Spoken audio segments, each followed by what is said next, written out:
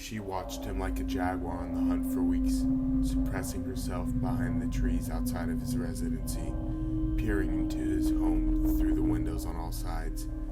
Emily Grierson wanted one thing: Homer Barron. Regardless of whether he longed for her and reciprocated her feelings of affection towards him, she was going to be with him for eternity. She was inclined to do anything and everything it would take to be with him. She wasn't always captivated by Homer Barron, though this obsession festered over a prolonged period of time. On September 29th, Emily Grierson met Homer Barron. They were introduced to each other on one of the rare occasions that she went outside her home. She was refurbishing the sidewalk outside, and she looked outside of her bedroom window to see why there was an unusual commotion in her neighborhood. She looked outside her window. She locked eyes with Homer Barron and was overwhelmed with attraction towards him. She needed to get a closer look. Emily stepped outside and approached her mailbox as if she was getting the mail so she could get a closer look at him. My apologies for the noise, ma'am. Homer said. We will be finished shortly. It's no problem at all. Take as much time as you need. Emily responded with a wink. After a minor amount of small talk, they made an agreement to spend more time together during the next week by taking a ride around town in Homer's buggy. They met again the upcoming Sunday morning for the buggy ride. He picked her up at her residence around 10 a.m. The buggy strolled down the road for about an hour until they returned to Emily's home. The buggy provided them with a sense of privacy. It allowed Emily to feel as if the remainder of the town did not exist. Due to the two of them hitting it off during their time together, they started a tradition of going on buggy rides every Sunday. It was frowned upon by the town that they spent time together because Homer was a northerner and Emily was a southerner of high class. Emily never seemed to mind that he was a northerner or what the rest of the town perceived about them. She disregarded the rumors and whispers that they made about her and how the rest of the town pitied her. She just wanted to spend as much time with him as possible. They continued to embark on their weekly buggy rides for about a year. Emily found herself uncontrollably attached to Homer Barron. During the 6 days that they spent apart each week, Emily felt as though a piece of her heart was missing.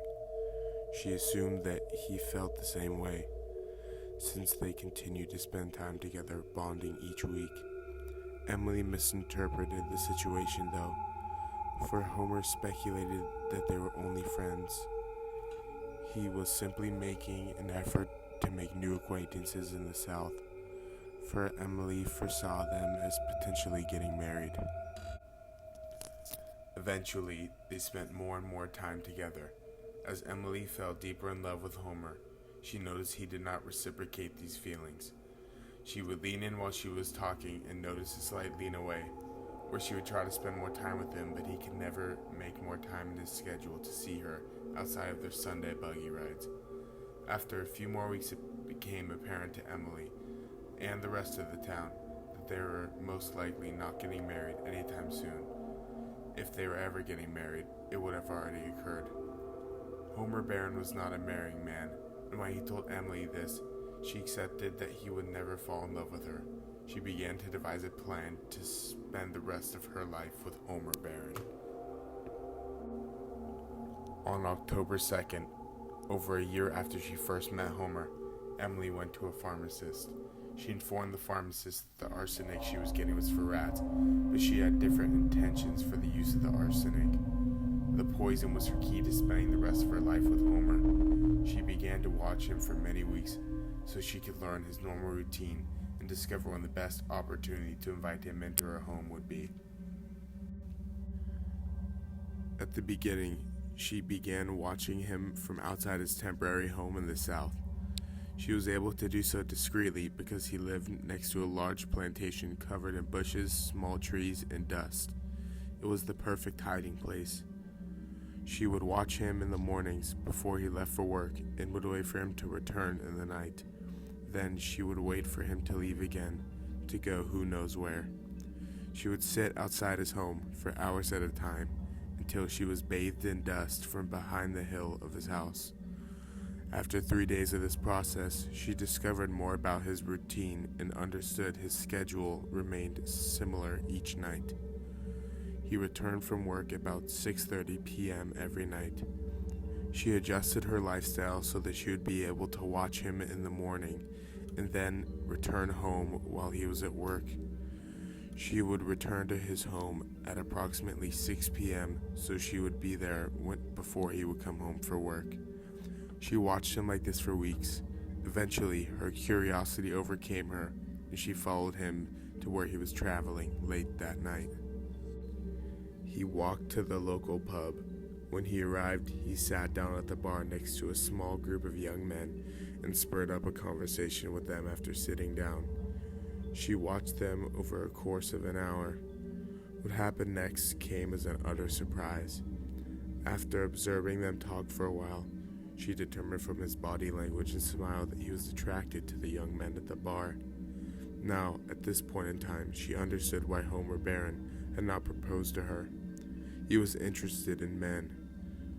This confirmed what Emily already knew. There was only one route she had to an eternity with Homer Barron. After watching Homer for a little more than a month, Emily decided that she needed to get a closer look to get the best understanding of his personal life in order for her plan to be successful.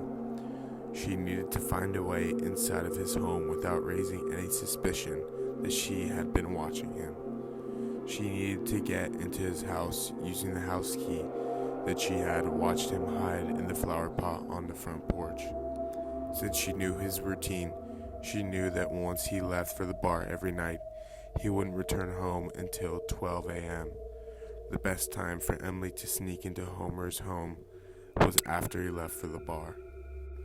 On a Friday night, Emily waited outside of Homer's plantation for him to return from work and set off for the bar. Once he left his house, she waited about 15 minutes to assure that he was at the bar and would not return home anytime soon. She walked through the howling wind to his front doorstep. She dug into the small patch of dirt next to the house and found the house key. She unlocked the front door and reburied the key so that she would not raise any suspicion that she had entered the house. The door creaked open slowly, and Emily peered inside. She crept swiftly through the first floor of the house and searched for anything out of the ordinary. After searching the house for about 15 minutes, she found nothing conspicuous. That was until she decided to look in his drawer. She opened up the drawer, and what she saw inside was shocking. She found an unimaginable amount of alcohol. It was as if the house was a liquor store. It was at this moment that Emily realized that Homer Barron was an alcoholic. The lid to the bottle of bourbon in the drawer was left off, as if he had just been drinking when he got home from work. She thought that he only went to the bar every night to try to meet young men, but he also went for the liquor. Homer evidently had a drinking problem, and Emily realized that she could use this fault to her advantage. She would wait until he returned from the bar one night, intoxicated, and then she would invite him over for a drink. Due to his physical and mental state, he would say yes and agree to come over. Once he arrived at her house, she could poison him. She could not survive another instant without having Homer to herself. She waited outside Homer's house the next night for him to return from the bar so that she could enact her plan. The trees came alive through the night from the strong winds, and Emily did not even seem to notice, for all of her focus was directed at the task at hand. Around 12:15 a.m., Homer returned, appearing fairly drunk. Once he had been inside the house for about 5 minutes, Emily made her move and approached him at his front door. She knocked, and he opened the door very shortly after. Good evening, Homer. Emily said softly but gleefully. Hello, Emily. Homer responded, frazzled. What are you doing in this part of town so late on this? He paused for a moment as if he was attempting to recall information. Friday night? I was going for a saunter around the township, and as I came upon your roadway, I decided I would see if you were home, and if you were interested in joining me at my residence for a drink. Homer glanced at the clock near his front door.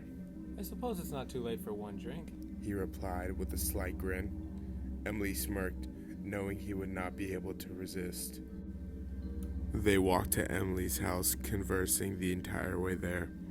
They began with small talk, and Emily felt as if she was being strangled, forced to hold back her feelings due to her fear of rejection. They reached their destination in about 15 minutes, and they went inside. Homer was having difficulty walking from being intoxicated, so she gave him a hand up the steps to her front door. Make yourself at home. Emily said to Homer as they entered. I will go fetch us some wine from the cellar. Homer sat at the dining table while Emily went downstairs to the basement to get wine. She poured each of them a glass of red wine, except Homer's glass had a large amount of arsenic, so that he would be able to relax. She went back upstairs, sat down at the dining table with Homer, and handed him his glass. Cheers to a wonderful acquaintanceship. Homer eagerly declared, raising his glass. Emily raised her glass, gestured a smile, and drank the wine in synchronization. Within a minute of drinking the wine, Homer began feeling very drowsy. He started to stumble around and make faint groans. The contents of the wine hindered his lungs from respirating. Then, as if God deemed it, he collapsed to the floor. Homer Barron was dead. Emily picked him up and helped him up the stairs into her bedroom. She laid him into her bed and watched him lay there, peacefully. Emily felt accomplished. She envisioned this night for weeks, replaying the scene before her eyes in her mind. She climbed into bed with him that night, as she would to continue to do for the rest of her life.